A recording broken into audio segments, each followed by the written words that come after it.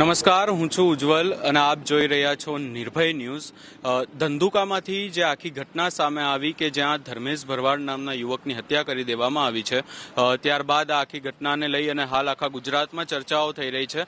પોલીસની કાર્યવાહીને લઈ અને ખાસ ચર્ચા કરવી છે, કારણ કે હાલ એક વાત સામે આવી છે કે જ્યાં પોલીસ આ આખા કેસમાં હવે એસઆઈટીની રચના કરશે।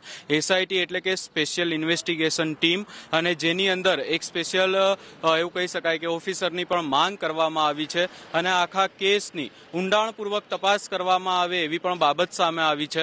ખાસ કરી અને અહીંયાથી જે દ્રશ્યો સામે આવ્યા હતા, ધંધુકામાં અમે હાલ છીએ અને ધંધુકામાં જે આખી તોડફોડ કરવામાં આવી હતી, ખાસ કરી અને અહીંયાના સ્થાનિક લોકો છે એમને મોટા પાયે નુકસાન ગયું છે। અહીંયા જે દુકાનો છે એને પણ તોડફોડ કરવામાં આવી છે। તમે દ્રશ્યો જોઈ શકો છો કે કેવી રીતે અહીંયા દુકાનોને સળગાવી દેવામાં આવી હતી।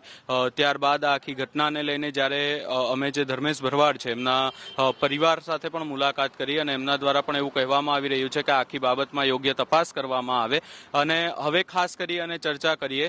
એવું પણ કહેવામાં આવી રહ્યું છે કે ડેપ્યુટી સીએમ હર્ષ સંઘવી પોતે આ વિસ્તારમાં આવે અને આ વિસ્તારની મુલાકાત લે, પરંતુ આ તમામ ચર્ચાઓની વચ્ચે હાલ જે અમને પોલીસ તરફથી માહિતી મળી રહી છે, પોલીસ દ્વારા કાર્યવાહી હાથ ધરવામાં આવી છે અને પોલીસે હવે આખા કેસમાં એસઆઈટી એટલે કે જે સ્પેશિયલ ઇન્વેસ્ટિગેશન ટીમ છે એની રચના કરવાની વાત કરી છે। એસઆઈટીની રચના થાય એટલે કે સ્વાભાવિક છે કે આખી ઘટનામાં હવે આગામી સમયમાં અનેક ખુલાસાઓ થઈ શકે છે કે કોણની આની અંદર સંડોવણી હતી, કેવી રીતે આ આખી જે હત્યાને અંજામ આપવામાં આવ્યો।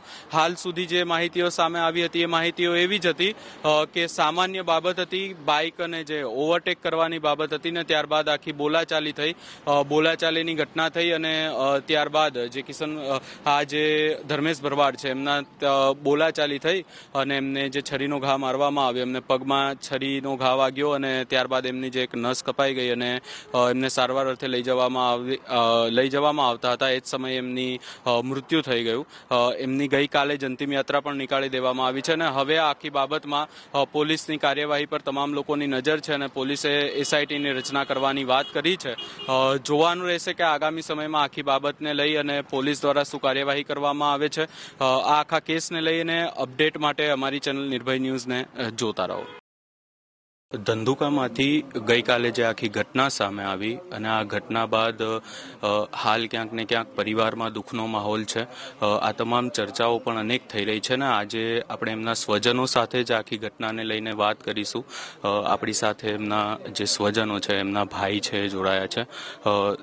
સૌ પ્રથમ તો આખી જે બાબત સામે આવી ખૂબ જ દુઃખદ ઘટના છે, આખી બાબતને લઈને શું કહેવા માંગશો? મારું તો એક જ કહેવાનું છે કે મારો ભાઈ અહીંયા બેંક ઉપર કે માથાકૂટ થઈ આની સીધી છરી મારી અને મારા ઘરનું મોભ ભાંગી ગયો છે એનું, અને અમને ન્યાય મળે બસ, બરાબર છે। બીજું હું શું કહેવાનું છું તમને? આખી ઘટના સામે આવી, આના પહેલા પણ આ વિસ્તારમાંથી આવી ઘટના સામે આવી ચૂકી છે।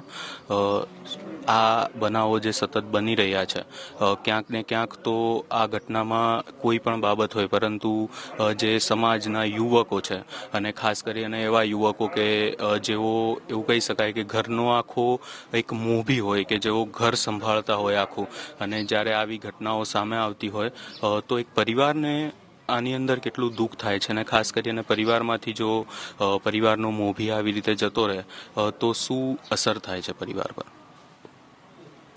પરિવારનો જે મોભી વયો જાય એટલે જે બધી રીતે તકલીફ પડે, કમાવાની છે, રહેવાની, બધી આખું પરિવાર જ ભાંગી પડે છે આનાથી। તો પરિવારને ન્યાય મળવો જોઈએ અને ન્યાય સિવાય અવારનવાર આવા ટાર્ગેટ કરાવે છે કે આવા પરિવારમાં તો આ લોકોનું અવારનવાર આવો, આ 5મો બનાવ આવો છે।